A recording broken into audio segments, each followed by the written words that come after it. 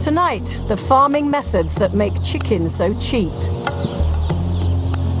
The supermarket meat that's not what it seems to be. That's well out of order.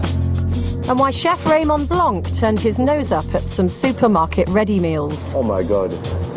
That to me, that's a crime against humanity. The supermarket's high street stranglehold is changing the way we eat as well as shop.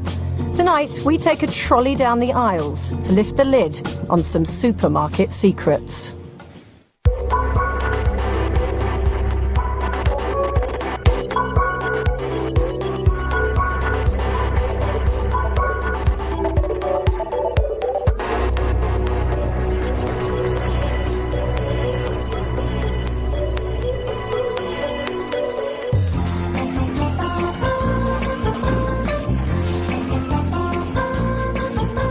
It's become an integral part of family life, the weekly trip to the supermarket for the family food shop. The major supermarket chains seem to have grown into a kind of shopper's paradise. Cheap food perfectly presented, a range and variety that would have been undreamt of 50 years ago. So what's the problem? I'm a working journalist with 3 kids, and as far as I'm concerned, my local supermarket is a godsend. I can pick up all of the food I want in a single trip. And what's more, it's all top quality stuff, and cheap too. Well, at least that's what the supermarkets would have us believe.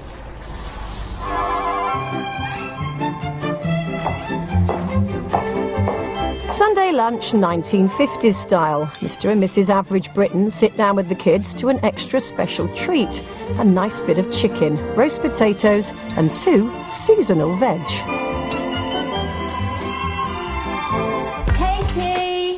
Dominic! Fast forward 50 years and that chicken has magically transformed from an expensive treat into Britain's staple diet.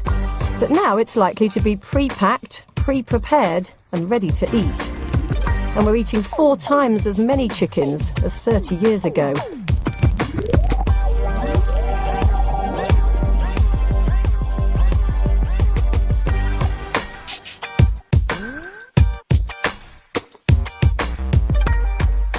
Or to put it another way, literally billions of thighs, breast, wings and drumsticks. Chicken tikka masalas, chicken Kievs, chicken pies, chicken escallops, chicken nuggets, chicken goujons and southern fried chicken.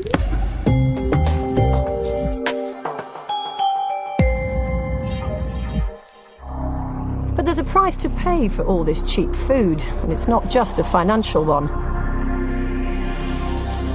I've come deep into the rural heart of England to visit a highly successful, ultra-modern business. Hello. Hello, Jane. How are you? Very pleased to meet you. Nice to see you. Alan Simpson has built a facility which uses the most up-to-date technologies available. It's well run and super efficient. That's one of the largest independent units in the UK. It doesn't look like something I would traditionally call a farm. No, I think it's moved a long way from the early days. We have, unfortunately, and I hate to use the word, become a factory farm, but that's exactly what we are. We're factory farming. His farm produces over 2 million units every year. Most of them end up on supermarket shelves, in the fresh meat aisles. Alan Simpson grows chickens the modern way.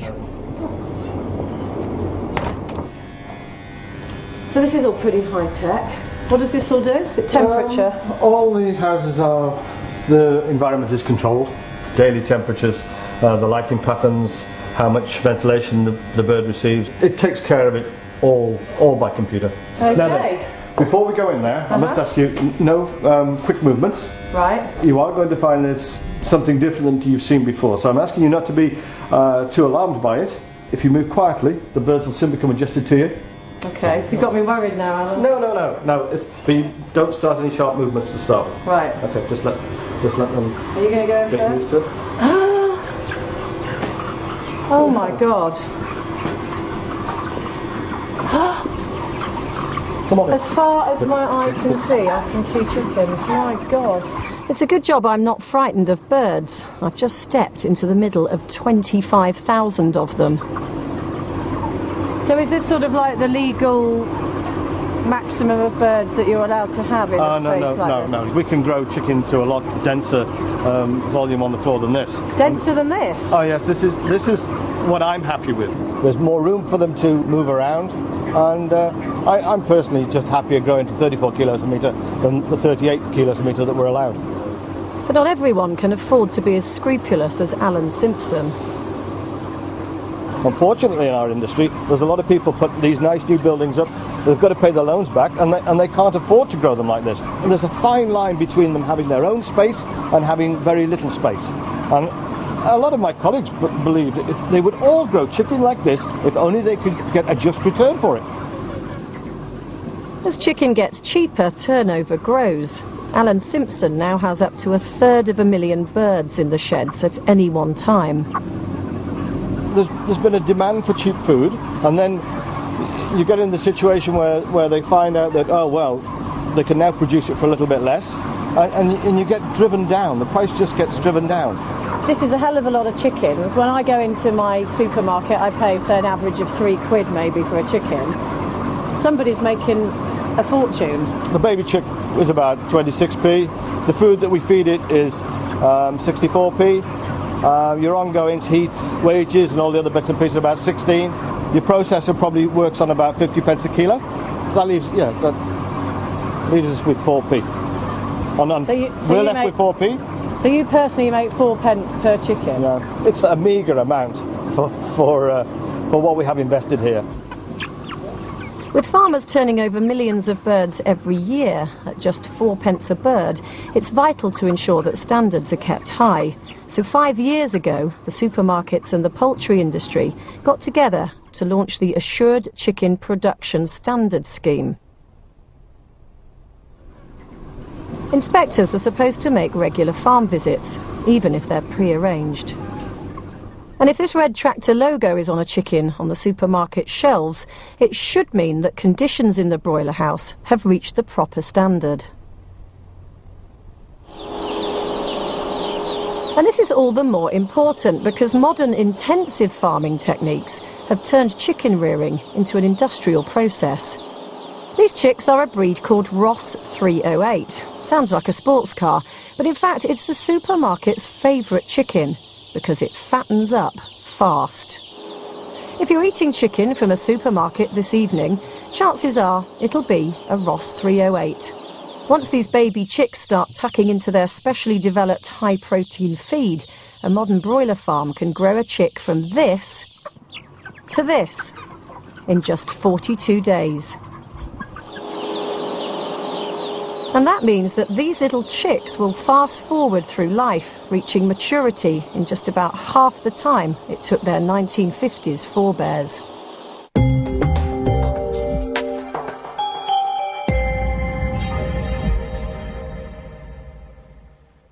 But what does all that do for the taste of supermarket chicken?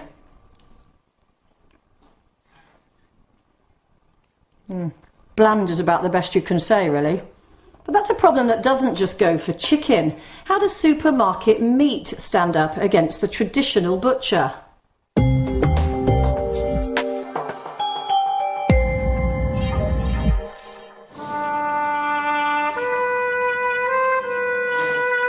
Chadwick's in Wigan is as traditional as they come. It's an old-fashioned high street butcher's where meat has been prepared the same way for decades. The kind of place the supermarkets have been putting out of business. I believe that we should produce good food to the best of our knowledge for the benefit of our customer. I pay the farmers as much as I can, I charge the customers as little as I can, and in between I try to make as much money as I can. But we will not sell anything that we don't think's fit.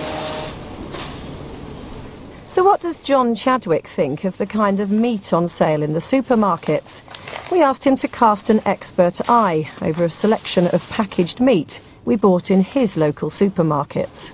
Right, what else have we got? New season's lamb, yeah, no problems with that. In there we've got 4 loin chops and 2 cutlet chops pretending to be loin chops. Oh, that's well out of order. Cutlets passing themselves off as loin chops. Shame on you, Asda. Whatever next? Asda told us one man's cutlet is another man's loin chop. Our loin chop packs, they said, include loin chops from the rib end, also known as cutlets. The National Federation of Meat and Food Traders disagree. Their spokesman told us a traditional loin chop should have a T-bone in it, unlike a cutlet. All right, let's move on. We've got two nice pork chops. Oh, it isn't. When I read the label, it's with added water for extra succulence. Why adulterate a natural product? What else has gone in with the water? If you read the small print, there's all sorts gone in it. Dry glucose syrup, stabilisers and preservatives. Why? It's a natural product. It'll keep. I don't understand. And with a pack price of £2.20, you're paying 25 pence for all that water, glucose, stabilisers and preservatives. According to Tesco, because customers now prefer grilling to frying, a brine solution is added to some pork cuts, because otherwise they would lose some succulence. We've got another one. Oh, it's a cracker, this one. We've got the natural fat there, and we've got some added fat there. That means you've got animals from more than one beast. Bad butchery. If I look at mine, all I have is natural fat. If you buy mine, you buy more meat, less fat. In price, I'm actually a little bit cheaper. About 20 pence a kilo cheaper. Tesco told us. Added fat produces a more succulent joint. We also sell joints without added fat. So the supermarkets can't always beat the traditional butcher on price. But what about taste?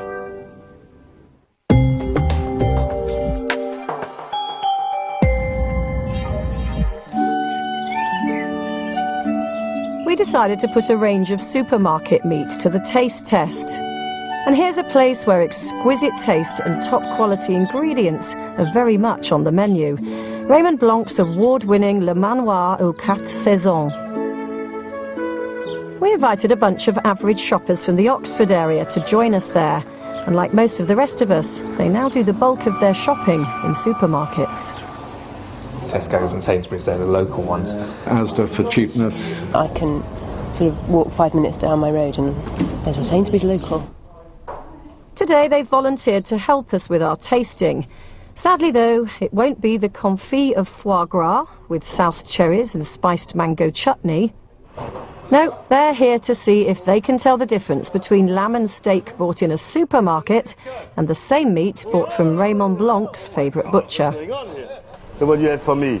That one is a Devonshire or Suffolk or Devonshire lamb. Oh, These are nice. Lovely. The texture Absolutely. on them is nice and soft. Yeah. But first, our jury of 12 are about to pass judgment on 2 sirloin steaks. They'll have nothing to go on but texture and taste. Yes, a lot of eyes lighting up there. And to make life more difficult, they've both been cooked by the man himself. The 2 different types are one that's from the supermarket and then the other one bought from the sort of traditional butchers. What makes that good? They don't know which is which, but it's the butcher's sirloin up first. Meat number 1, traditional butcher's prime sirloin. I really like that actually. Lovely smell. Really firm texture. Juicy. Very, very nice. I thought it was very juicy, which I thought was very good. Got a lot of taste straight off.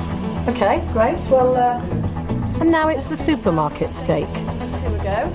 You always get to go first. You're very lucky, aren't you? Meat number 2, Morrison's top quality sirloin steak. The first one was more uniform. This is a bit messy in the main. But it had quite a sort of buttery flavour, but it still wasn't as pleasing as the first one. So, first of all, who preferred sirloin steak number 1? Wow, this looks like a clear-cut verdict. Oh, okay. 10. And who preferred steak number 2? Not looking good for Morrison's.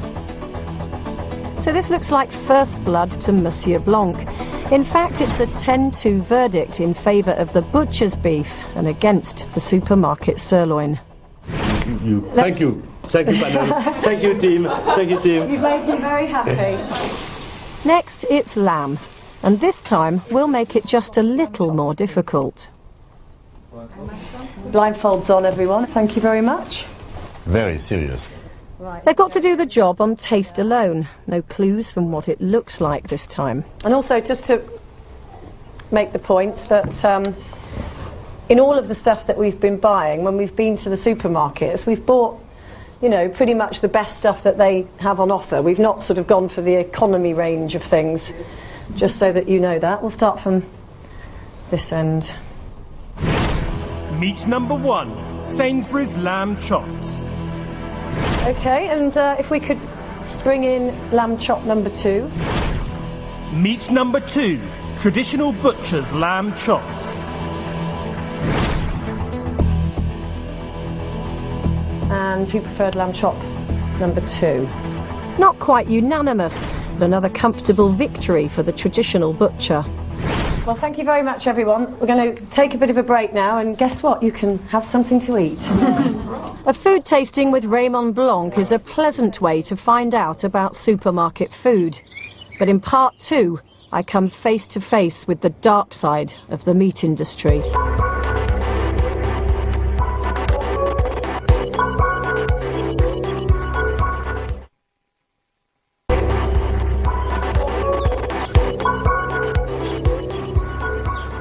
This is a chicken farm in Norfolk. Birds are reared here for one of the biggest suppliers of chickens to supermarkets across the country. Behind these doors are thousands of chickens. They've almost reached the end of their life cycle when they'll be slaughtered ready for eating. The conditions you are about to see are truly horrific. This film, shot by an undercover investigator just 2 months ago in May, is a chilling record of the way in which some chickens are being reared. Lameness is obvious. Birds unable to lift themselves out of the ammonia-soaked litter. But in amongst them, dead and injured birds, their companions sometimes trampling on them. It's absolutely boiling in here, stifling in here. The condition of some of these birds, badly injured but still alive, is deeply distressing. Yet many of them are likely simply to be slaughtered along with the rest. They won't make grade A, the whole chickens you find on the supermarket shelves, but when it comes to chicken pieces, the requirements are less demanding. We decided to show this film to Don Broom. He's Professor of Animal Welfare at Cambridge University. What we see here is a bird which is splayed legs and is not able to stand up very well. Every farmer should manage their bird so that no bird is in that situation where it can't walk and is liable to be trampled on. And that one's just lost the will to live. Look, it's just sitting there. It can't move, it can't go anywhere. Well, that bird is in extremis. The welfare will be very poor indeed. It can't control what's happening to it, and really it needs to be taken out of that environment and probably killed. But that's clearly not happening, because that bird hasn't become like that, has it? No, that's right. Someone's not picking them out during the day. No, there would have been a period of several days to get to that point. See, let's just have a look. Now, that one at first sight looks like it's dead, but then if you look closely just there at the back, it's still moving. Yes, it is. Now, that to me looks like suffering. This is appalling. I mean, now look, this is clearly dead. Yes, that's a bird which has probably been unable to walk and then's been trampled on by the others. And we're actually treating these chickens in a different way from the way we would treat a cow or a horse. We wouldn't do this to a cow or a horse, leave them there to be trampled to death. And it does happen to chickens, and clearly the welfare of the birds is very poor when that does happen.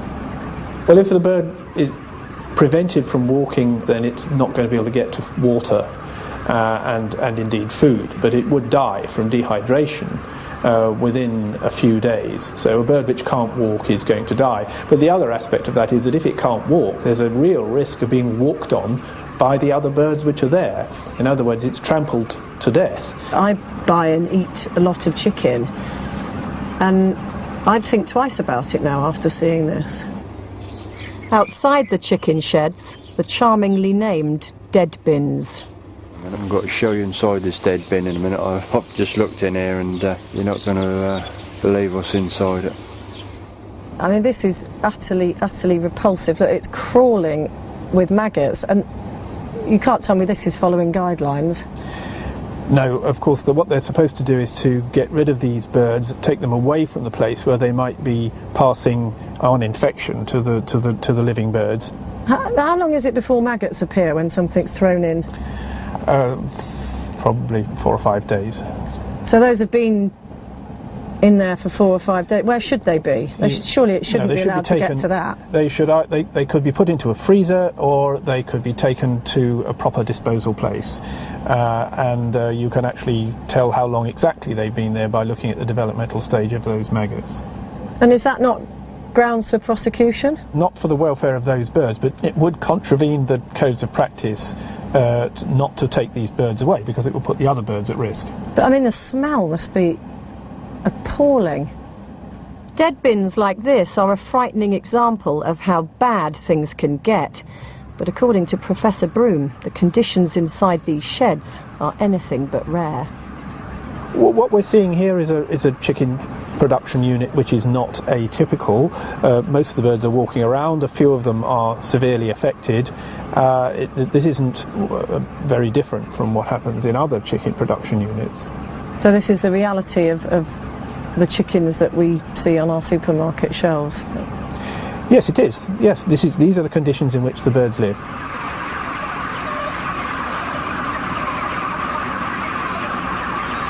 Ironically, on the office wall, an out-of-date certificate shows that 4 years ago, this farm satisfied the requirements of the Assured Chicken Production Standards for chicken for human consumption.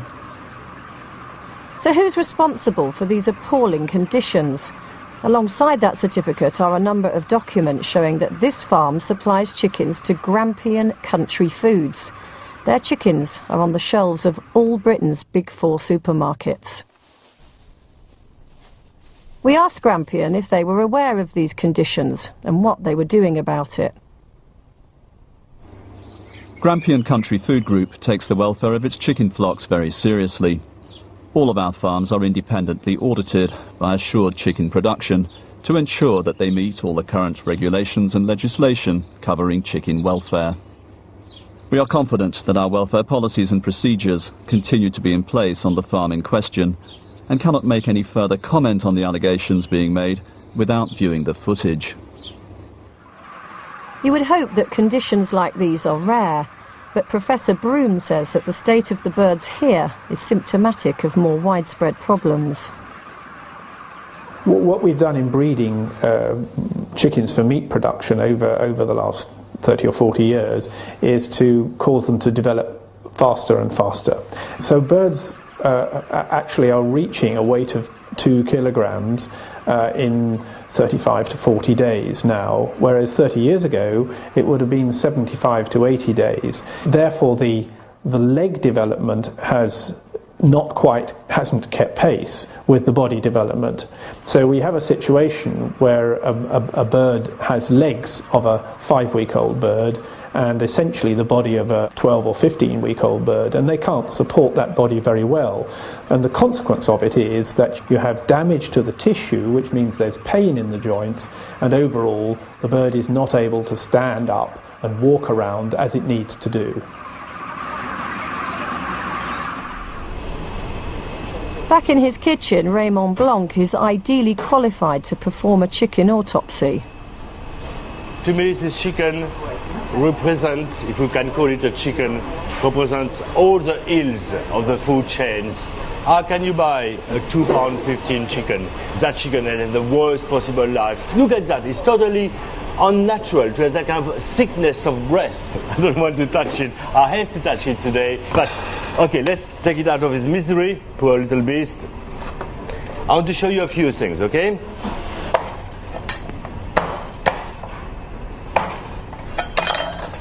Look at that. The older bone is very spongy. There is no calcium whatsoever. Of course, because that chicken has been grown between 40 and 50 days. That chicken, 120 days. Okay? Look how thick the legs are. Why? Because that chicken has never run in his life. Because poor little chap, okay, fed, so it goes as fast as possible and as big as possible. Never mind the taste, never mind the texture, because it's an irrelevance. Okay, so you can see here, look at the difference. Okay, all that is spongy, full of blood. Okay, the bone is very brittle. Okay, you can see it here. If I see, it breaks very quickly, very brittle. Look at that. Okay, it's not bone. Okay, it is sponge. Okay, so and that one.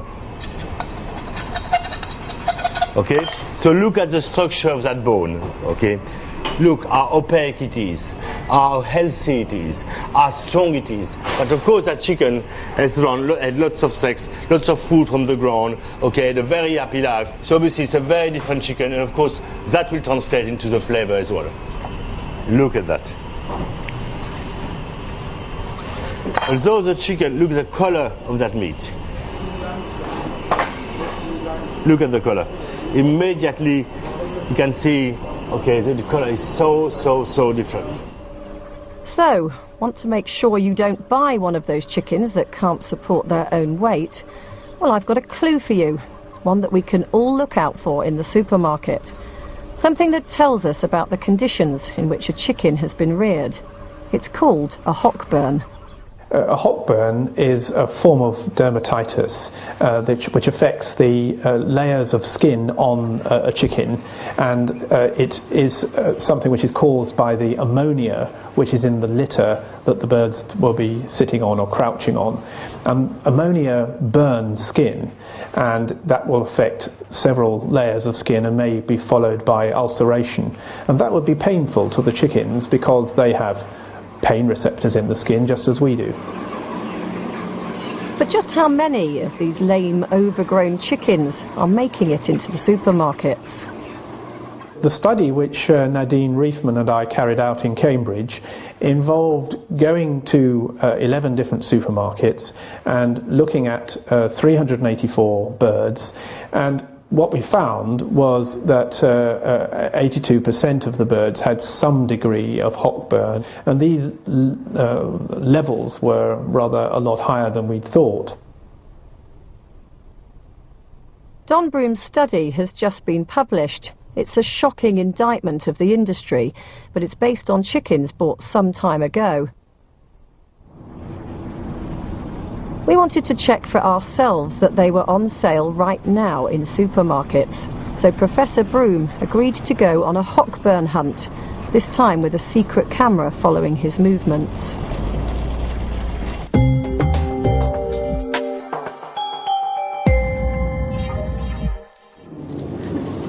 Professor Broom went shopping in the Cambridge branch of each of the big 4 supermarkets. It wasn't long before he found the first chicken with a hockburn, a telltale brown mark on the rounded, scaly part of the leg.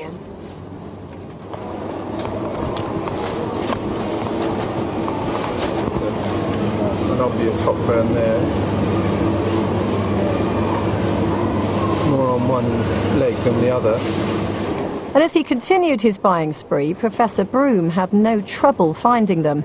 They were in every supermarket he went to. The damage to the tissue with a hockburn of this size would go down several millimetres into the tissue, so that would be quite painful, something like that. He even found chickens where the hockburn had been carefully removed before the bird was packed. You can see the hockburn area, even though the scales have been removed there. You can see that the tissue underneath the scales is damaged by the hockburn. After several hours of intense shopping, Professor Broom had struck unlucky in all of the big 4 supermarkets. On this bird here, this is a fairly severe hockburn, at least for a grade A chicken.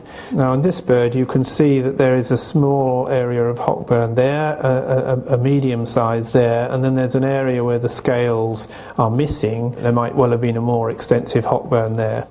And then on this bird here you can see the tail end, the parson's nose, has a lot of red coloration on it. That area there would be the result of contact with the litter and some sort of friction on the litter for this bird during the time that it's in the house. I think people don't realise that they actually can just look at the bird in the supermarket and they can see these brown marks on the legs. Anybody can do this and can decide whether or not to purchase the bird.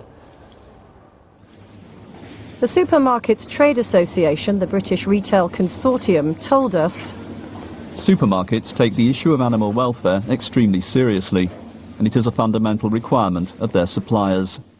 They added that animal welfare is controlled through strict production standards, one of which is assured chicken production. Any breaches in these standards are unacceptable and are always taken up with the producer.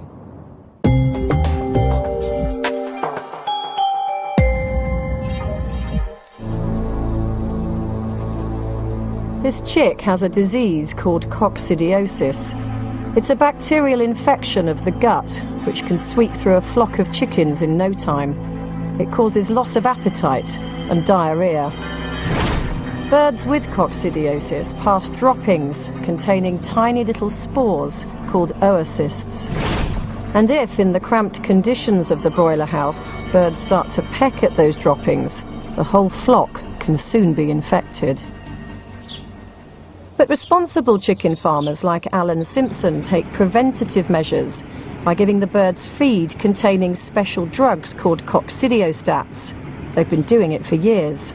Trouble is, not much is known about the effect of coccidiostats on people. So, to be safe, farmers are required to withdraw them from the birds' feed several days before slaughter. But organic farming pressure group, the Soil Association, are worried that there may be some left when they're plucked, filleted and whisked off to the shelves.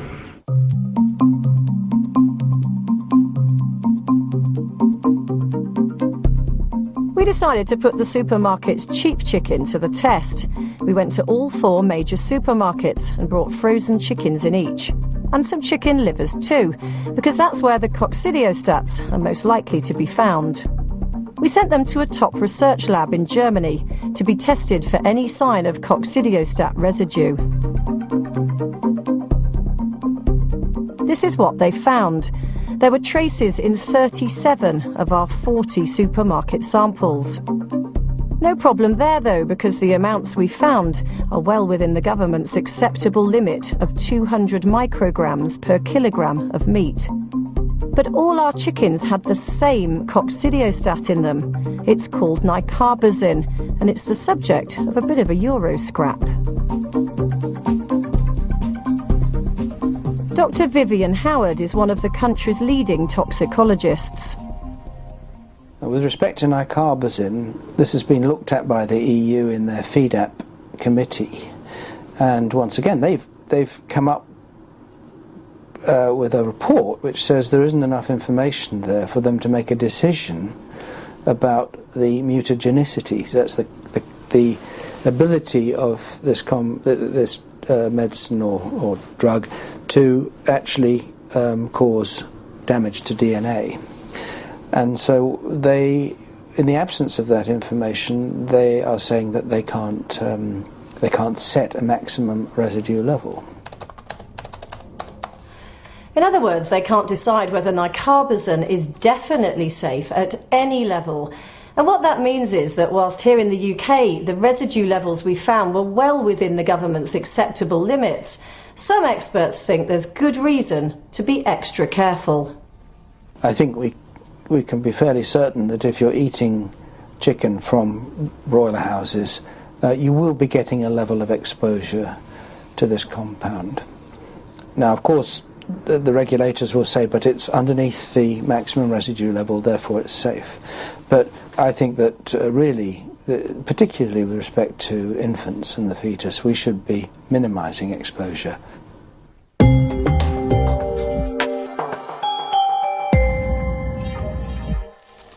Now, it's not just me, is it? These bigger, grow-faster chickens do seem to produce an awful lot of fat when they're cooked in the pan. So is the modern way of eating breeding not just obese children, but obese chickens too? Well, there's only one way to find out. Liposuction. This is the Institute of Brain Chemistry and Human Nutrition at London Metropolitan University. We've brought along a chicken from each of the big 4 supermarkets, Tesco, Sainsbury's, Morrison's and Asda, so the boffins here can find out what they're made of. They're going to start by extracting all the fat to see if these cheap chickens are just obese couch potatoes. First step, into the blender.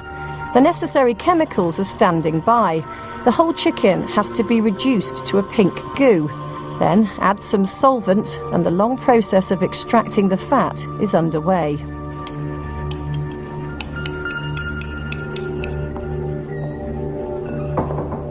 A week later, the tests are all complete, and I'm back at the Institute to meet with Michael Crawford. No, not that one. Dr. Michael Crawford. He's the man who supervised the tests for us, and apparently he's got some startling results. Well, this is the fat out of one single chicken, and that was about 17% fat. That's almost a pint of fat from one chicken. I'm horrified by this. Basically, they were all the same. I eat a lot of chicken. Right. Because I think it's low in fat. Well, it isn't. And that's just out of one chicken. I mean, what effectively you're getting here, the big problem is that you're getting, in terms of the calorie value, more calories coming from fat than protein. And what this means is that the public thinks they're buying a protein-rich food. In fact, they're buying a fat-rich food. In 1976, the Royal College of Physicians, British Cardiac Society said in their report on coronary heart disease, if you want to avoid heart disease, eat less fatty red meat and choose chicken because it's low in fat. And that's it used to be the case. It was the case that chickens provided more protein than fat. Now it's the other way around. Chickens didn't always used to have this much fat. No, of course it didn't. Did they? So why do they now? What happens is that if you feed the animal on a high energy diet, and if it doesn't get any exercise, it does put on weight, and the weight that it puts on, a large part of that is fat. So this extra fatty chicken that we're all buying, I think we buy 850 million of them a year now. This extra fatty one has, in a way, been created by the demand of the supermarkets. Yes. They provide a very cheap form of protein for families that don't necessarily have a lot of money. Yeah, and the problem is that exactly the people that you're talking about who don't have much money to spend on food, they're exactly the people who are now suffering from obesity, diabetes, heart disease and stroke. But there's more bad news. Even the type of fat is wrong. There are 2 families of essential fatty acids, both of which you need in a proper balance, the omega-6 and the omega-3. And because of the intensive rearing of animals, what has happened is that the balance between these 2 families has got completely out of sync. The omega-3 fatty acids that's important for the brain was, in the 1970s, knocking at the levels of about 170 milligrams per 100 grams of food. There's only 20 in these.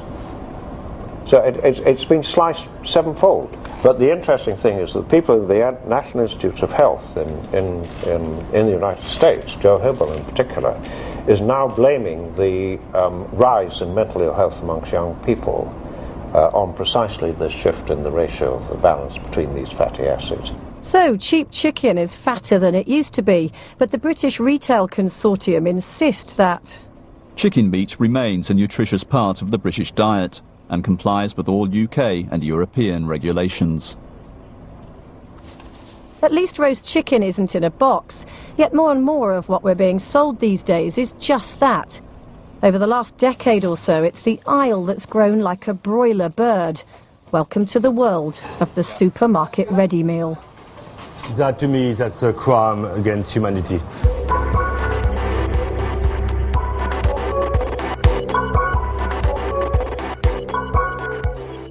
You can't well noticing that the supermarket shelves are increasingly full of pre-cooked this, partially roasted that, generally complete meals that you can just pop into your oven or microwave, and hey presto. Yes, the ready meal is taking over the aisles.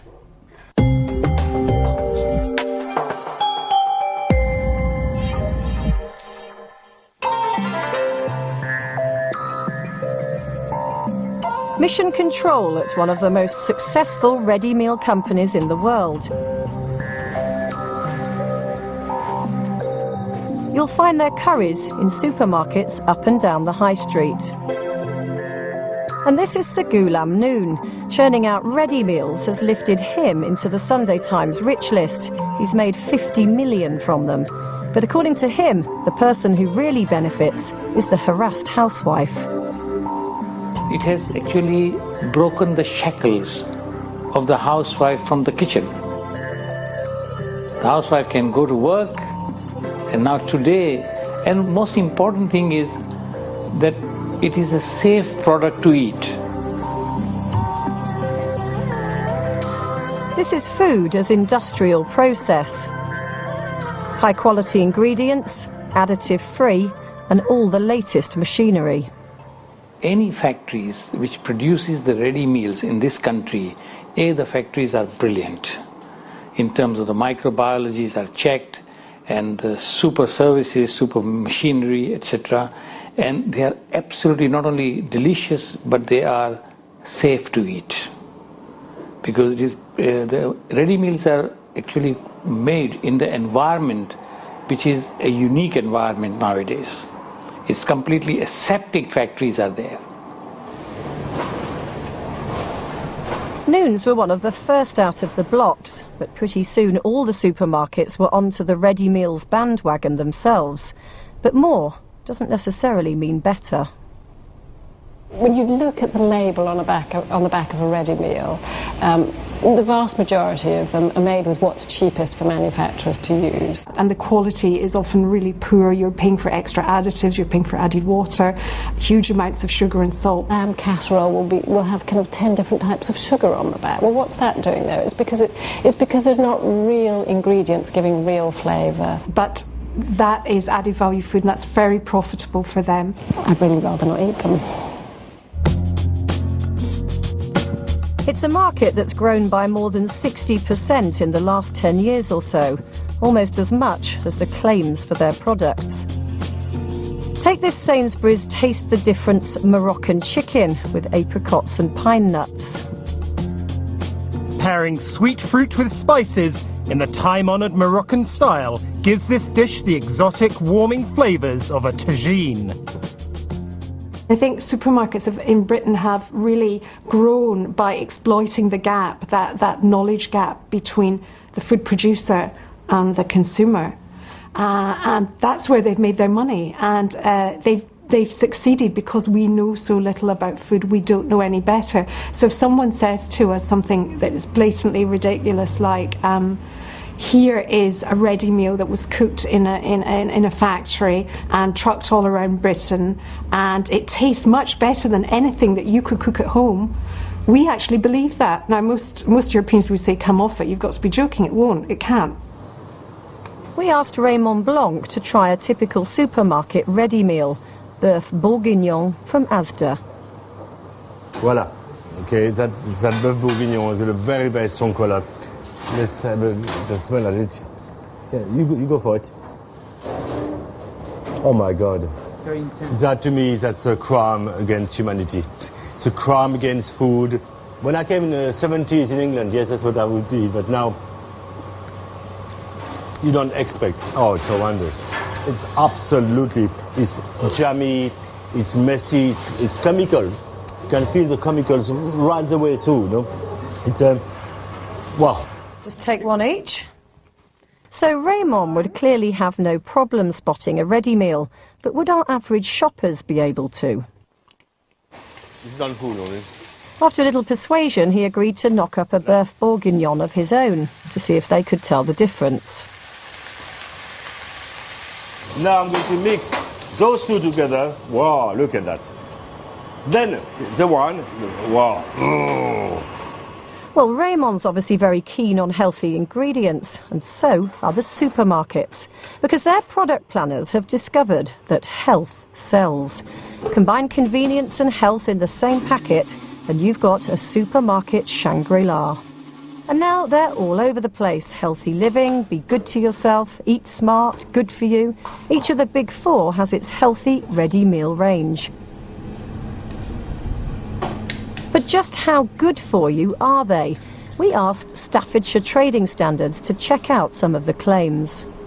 In most cases, the healthier option type styled product did contain less fat than the standard product, and that's a good thing, and that's what we'd expect. But in some cases, it would contain the same amount of fat as the standard product, and in one or two cases, it actually contained more. Take these chicken dippers from Sainsbury's Blue Parrot range for children. They actually have more fat per 100 grams than the equivalent adult product. And this good-for-you lasagna from Asda has less fat than Asda's ordinary lasagna. But that's because it's got less meat. It's just 14% meat instead of 23%. That's one way of cutting down your fat intake, I suppose. These healthy meals seem to have plenty of helpful nutritional information on the packets, but you need to know what it all means. Take salt, for example. It's not universally true that if you buy a healthy option meal, you necessarily get a reduced salt meal. We have here a healthy living jambalaya, which claims to be 3% fat, 477 calories, which on analysis found to be true. If you look at the back of the label for the full information, it points out that a serving of this product would give me the 477 calories, but would also give me 3.8 grams of salt. So if I, as a woman with a need of 2,000 calories a day and targeted not to eat more than 6 grams of salt a day, at this I would get a quarter of my daily amount of calories, but 3/4 of the recommended amount of salt that I could eat in a day. Back in the kitchen, Raymond's boeuf bourguignon is ready for the tasters. Will they spot which is which?